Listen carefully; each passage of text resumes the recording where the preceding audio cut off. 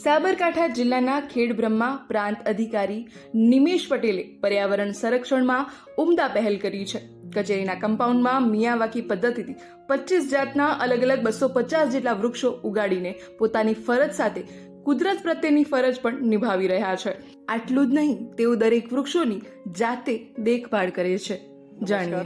પ્રાંત અધિકારી ખેડબ્રહ્મા તરીકે આજથી 1.5 વર્ષ પહેલાં જ્યારે મેં ચાર્જ લીધો ત્યારે પ્રાંત કચેરીના પ્રટાંગણની અંદર એક ખૂબ વિશાળ જગ્યા લગભગ 1 થી 1.5 વીઘા જેટલી જગ્યા હશે જે એમનેમ પડી રહી હતી વિના વપરાશે. એ જગ્યાની અંદર અમે બધાએ ભેગા થઈને વિચાર્યું કે આની અંદર જો હરિયાળી ઉગાડવામાં આવે, વૃક્ષો વાવવામાં આવે તો મુખ્યત્વે મારા હેતુથી એવું છે કે 3 અમારા સિદ્ધાંતો છે એ સિદ્ધ થઈ શકે એમ છે. સૌથી પહેલી વસ્તુ કે અહીંયા હરિયાળી વાવીશું તો જે પશુ પક્ષીઓ છે, નાના જીવજંતુઓ છે, એમના માટે આશ્રય સ્થાન ઊભું થશે. ફળા વૃક્ષો વધારે વાવીશું તો એમને એક ખોરાક મેળવવા માટેની જે જરૂરિયાત હોય છે એ પણ પૂર્ણ થઈ રહેશે. બીજો અમારો હેતુ એ હતો કે શહેરની અંદર આવું કોઈ બીજું સ્થળ નજીકમાં નથી, તો લોકો બી આવીને બેસશે તો એમને બી એક પર્યાવરણ પ્રત્યે એક લાગણી ઉત્પન્ન થશે અને પર્યાવરણ જાળવણીમાં એ મદદરૂપ થશે. ત્રીજો અમારો ખાસ હેતુ એ હતો કે અમારો જે વિસ્તાર છે, વિસ્તારમાં આદિવાસી ભાઈઓ બહુલ વિસ્તાર છે. આ વિસ્તારમાં જ્યારે બી અરજદારો આવતા હોય છે તો અમારા જનસેવા કેન્દ્રની અંદર એ લોકોને પ્રેફરન્સ એવો હોય છે કે વૃક્ષ નીચે જો બેસવા મળે તો સારું રહે.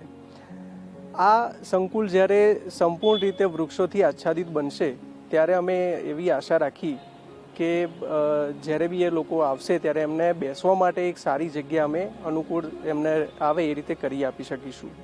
આ 3 સિદ્ધાંતોથી અમે પ્રેરાઈ અને આજે અમારા પ્રટાંગણની અંદર લગભગ 250 જેટલા વૃક્ષો જે છે મિયાવાકી પદ્ધતિથી અમે વાવ્યા છે. ગત વર્ષે એની વાવણી થયેલી લગભગ 98% જેટલો એનો સક્સેસ રેશિયો છે. નિયમિત રીતે અમે એની જાળવણી કરીએ છીએ. ફોરેસ્ટ વિભાગ, R&B ડિપાર્ટમેન્ટ સાથે અમે સંકલન કરી એમના સહયોગ મેળવી અને ઘણી બધી જગ્યાએ જે નાગરિકો છે એમનો પણ અમને ખૂબ સારો સહયોગ સાંપડ્યો છે. એ બધાના સહયોગથી અમે આજે આ જે પ્રટાંગણ છે, પટાંગણની અંદર ખૂબ સારી વનરાજી વિકસાવી શક્યા છે અને આશા રાખીએ છીએ કે આવનાર 5 વર્ષની અંદર એક વિશાળ વટવૃક્ષ થઈ અને આખું પટાંગણ જે છે એ લીલોતરીવાળું, હરિયાળું અને લીલુંછમ બની રહેશે અને લોકોને બી આ અભિગમ પસંદ આવશે.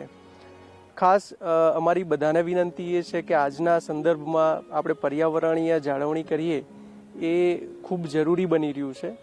આપને એટલી જ અપીલ છે કે આપ પણ આપની રીતે વ્યક્તિગત રીતે જ્યાં પણ આપ શક્ય હોય ત્યાં આગળ આવા પ્રયાસો કરો અને પર્યાવરણને અનુકૂળ થવામાં અને પર્યાવરણની જાળવણી કરવામાં આપ પણ થોડોક સહયોગ આપો, એક કદમ આગળ વધો એવી સૌને શુભેચ્છાઓ છે, એવી સૌને અપીલ છે. Thank you.